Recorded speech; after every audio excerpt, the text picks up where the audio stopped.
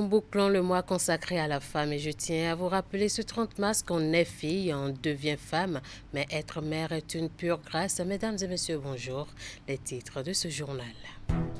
Fin du Forum national des femmes leaders du Bénin organisé par le réseau African Women Leaders Network.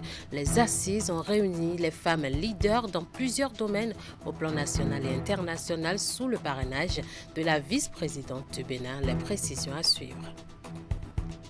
La Maison de la Société civile a lancé cette semaine à Cotonou la campagne pour des services sociaux de base de qualité au Bénin. Elle est organisée dans le cadre de la mise en œuvre de la phase 2 du programme Redevabilité de la coopération suisse au Bénin, le développement dans cette édition. Et puis vendredi, deuxième jour du Tridium pascal, les fidèles ont sacrifié à la tradition du chemin de croix en commémorant la passion du Christ. Par l'évocation des 14 stations, les fidèles souhaitent recevoir la grâce du communier aux souffrances du Christ. Les détails dans un instant. À nouveau, bonjour. L'Église catholique aborde les derniers jours de la Semaine Sainte. Hier vendredi, deuxième jour du Tridium pascal, les fidèles ont sacrifié à la tradition du chemin de croix. En commémorant la passion du Christ par l'évocation des 14 stations, les fidèles souhaitent recevoir la grâce de communier aux souffrances du Christ. Ils témoignent par la même occasion la foi qu'ils portent pour le Christ, leur sauveur. Une équipe de notre rédaction était sur le terrain ce vendredi après-midi. Suivez le reportage. Après la célébration eucharistique du jeudi saint, premier jour du Tridium pascal, les fidèles catholiques de la paroisse Sainte-Thérèse de l'Enfant Jésus de Godomain sont à nouveau rassemblés autour du Christ pour sacrifier à la tradition du vendredi saint, le chemin de croix.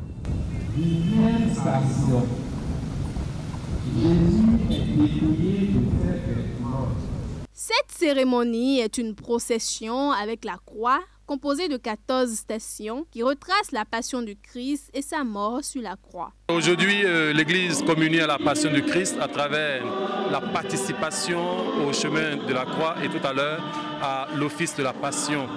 C'est une façon d'entrer dans la souffrance du Christ, de souffrir avec lui pour avoir part à sa résurrection. Contrairement à la tradition et conformément aux instructions gouvernementales, le chemin de la croix se fait depuis quelques années dans l'enceinte de l'église. Pour les participants, cette cérémonie marquante du vendredi saint revêt diverses significations.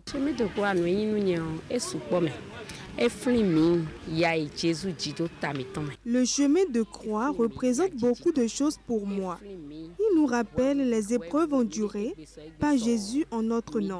Ça nous rappelle que malgré nos péchés, nous avons la foi en Dieu.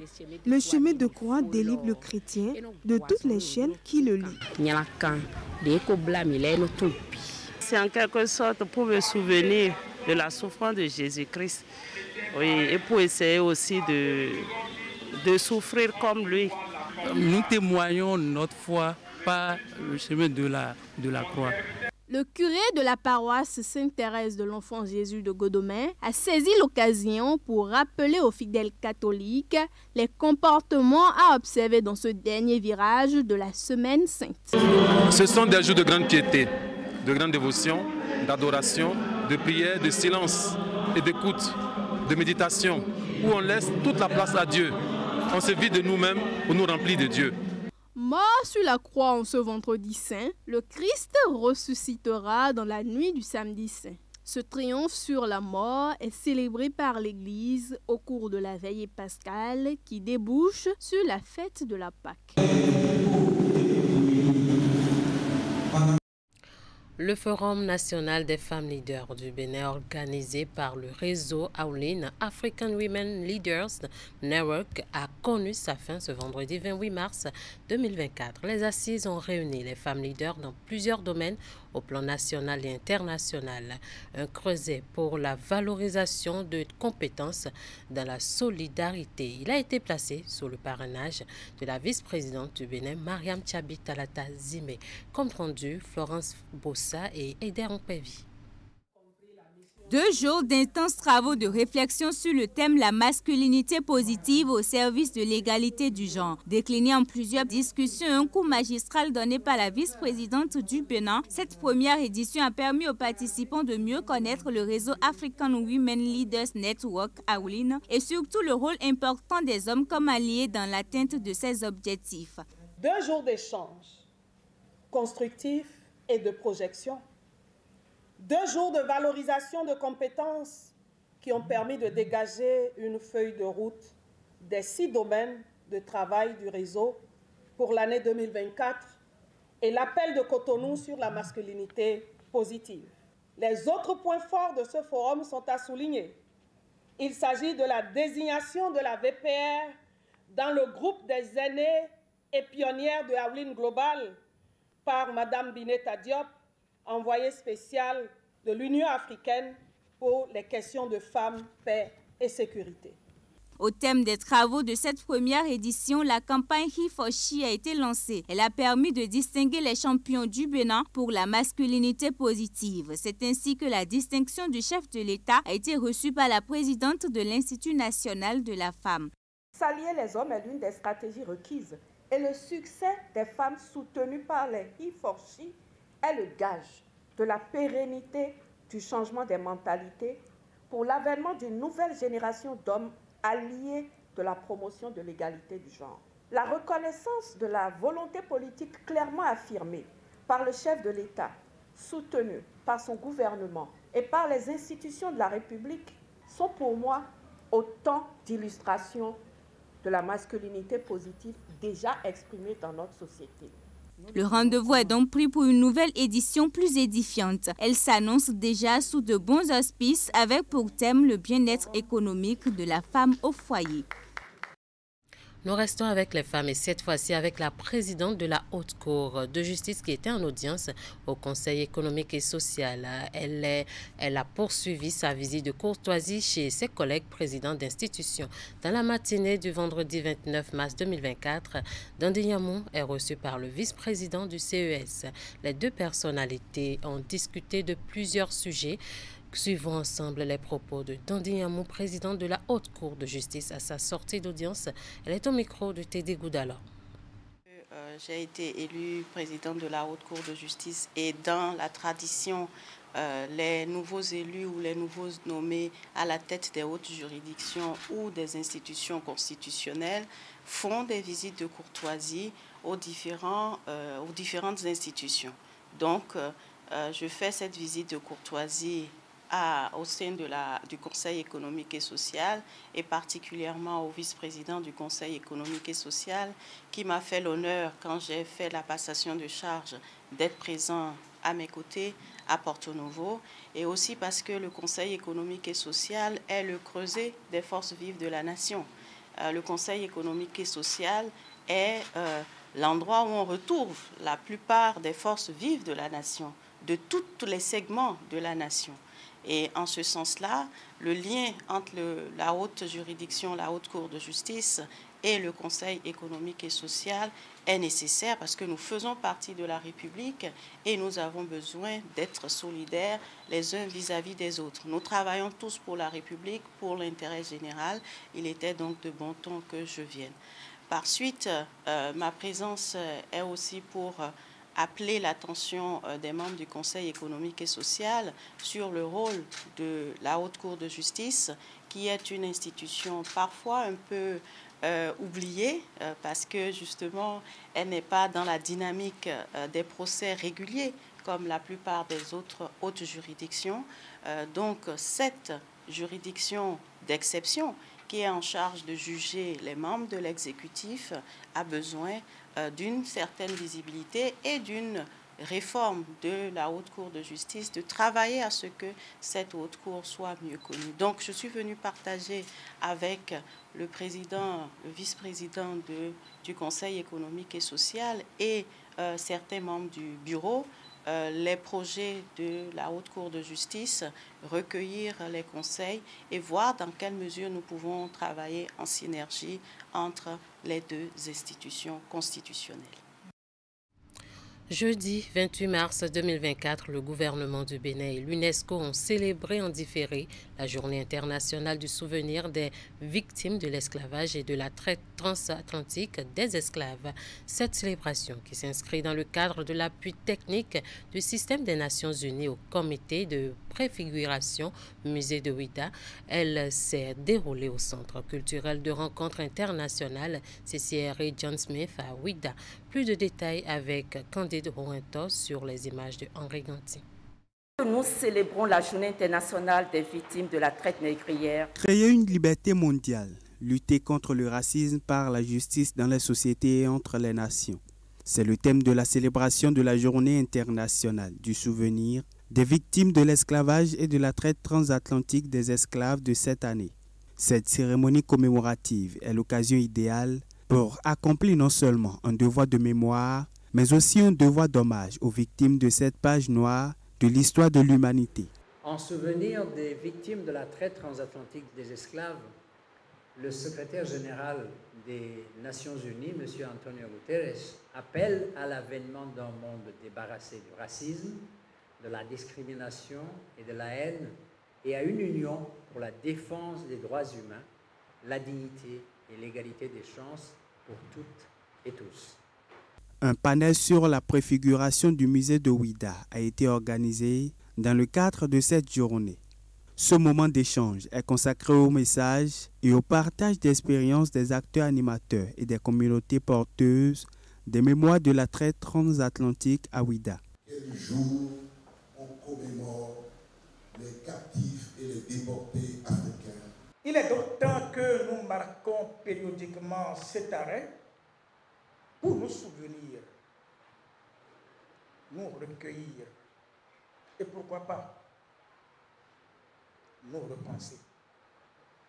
C'est d'ailleurs la raison pour laquelle depuis quelques années, le gouvernement du président Patrice Talon s'emploie à aménager, réaménager, restaurer, réhabiliter, valoriser et promouvoir les sites marquants de la route des personnes mises en esclavage.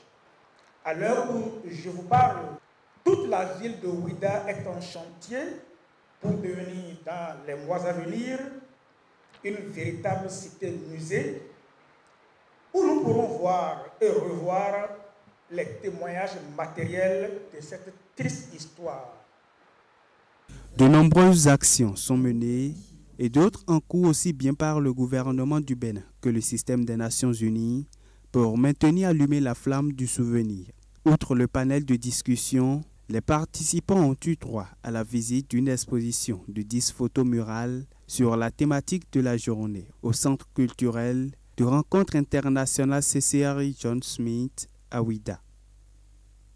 Toujours ce jeudi, la mairie de Cotonou a servi de cadre à un atelier organisé par l'Agence nationale d'identification des personnes. Cette activité a pour but d'établir un cadre formel facilitant un accès sécurisé aux données du registre national des personnes physiques.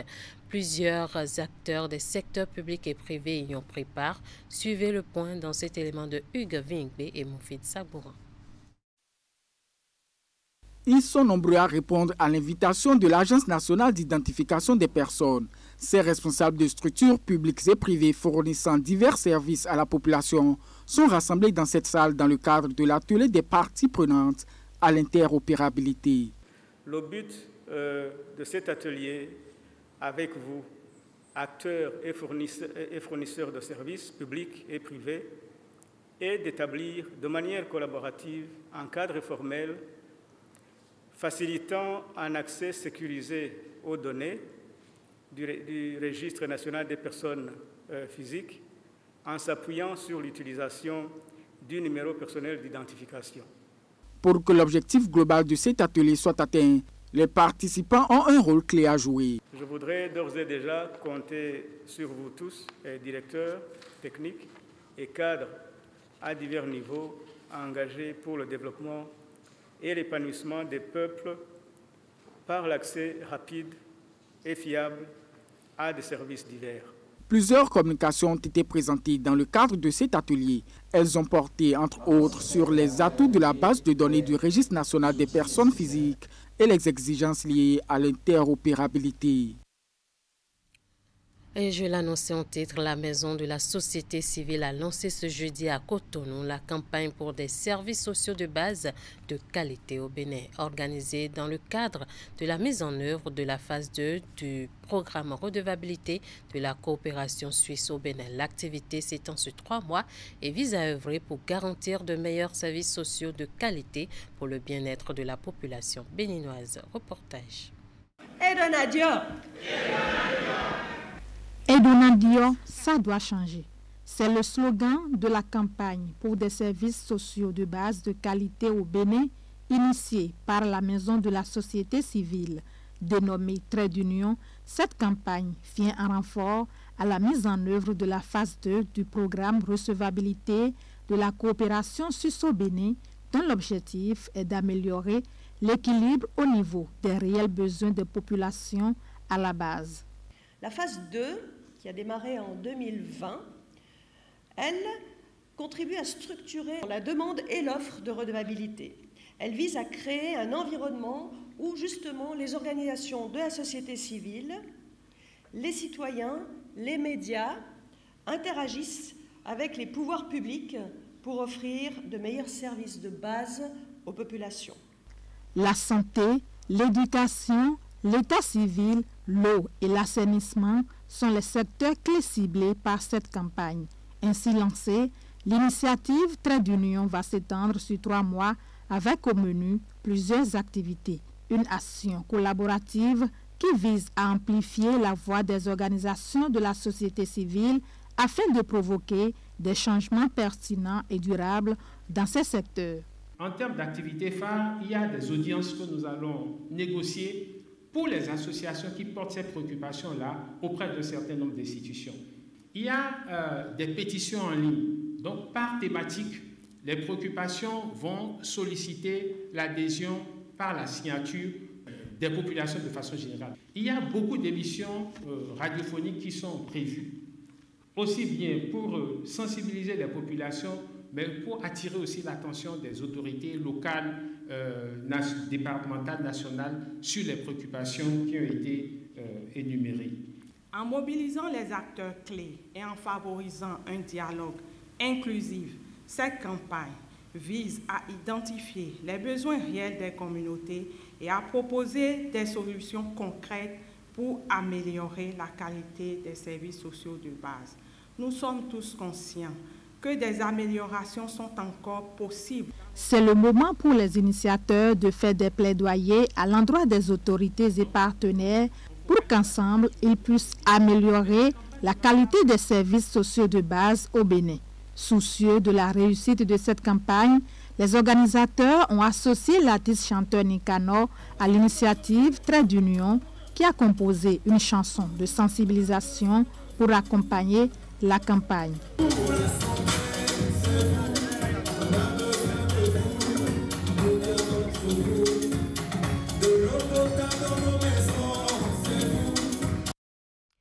Le commissariat de Fidjrosset a abrité ce jeudi une opération de vente aux enchères de motos, véhicules et autres matériels. Il s'agit du lancement d'une campagne qui se déroulera sur toute l'étendue du territoire national. Elle est organisée par l'Agence nationale de recouvrement des avoirs confisqués et saisis. Au terme de cette opération, plusieurs motos et un véhicule ont été acquis par les enchérisseurs. Le point dans cet élément de Hugues Vingbe et Moufid Sabour.